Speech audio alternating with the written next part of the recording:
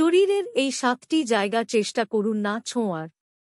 জানুন কোন সেই ৭ জায়গা যেখানে ছুঁতে নিষেধ করেছেন বিশেষজ্ঞরা। কানের ভেতরে হাত নয়।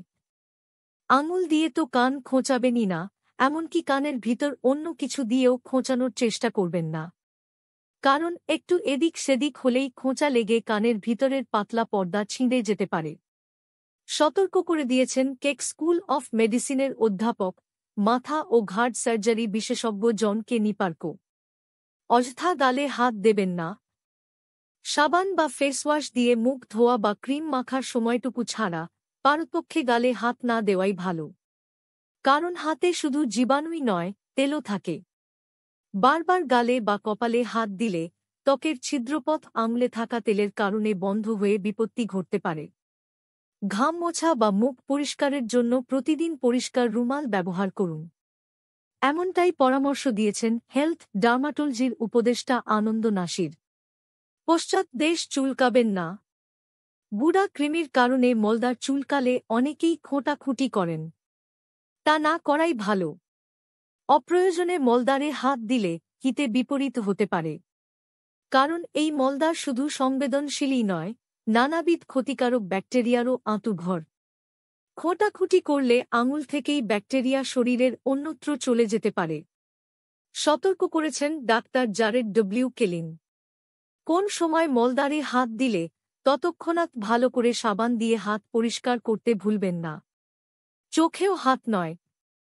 অফথালমোলজি বিশেষজ্ঞ কিম্বেরলি ককারহামের পরামর্শ, সকাল উঠে মুখ ধোয়ার সময় চোখে জল দেওয়া বা কন্ট্যাক্ট লেন্স পরার সময় ছাড়া চোখে হাতে দেবেন না।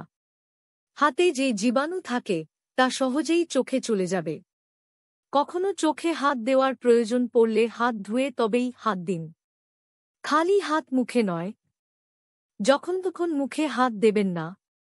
ব্রিটেনের জার্নাল অফ অ্যাপ্লাইড মাইক্রোবায়োলজির এক সমীক্ষায় জানা গেছে, কাজ করতে করতে অবচেতনেই লোকজন প্রতি ঘণ্টায় গড়ে 23 বার মুখে বা মুখের চারপাশে হাত দেয়। বিশেষত একঘেয়েমির সময়। আবার খুব যখন ব্যস্ত, তখনও অন্তত গড়ে 6 বার মুখের চারপাশে হাত চলে যায়।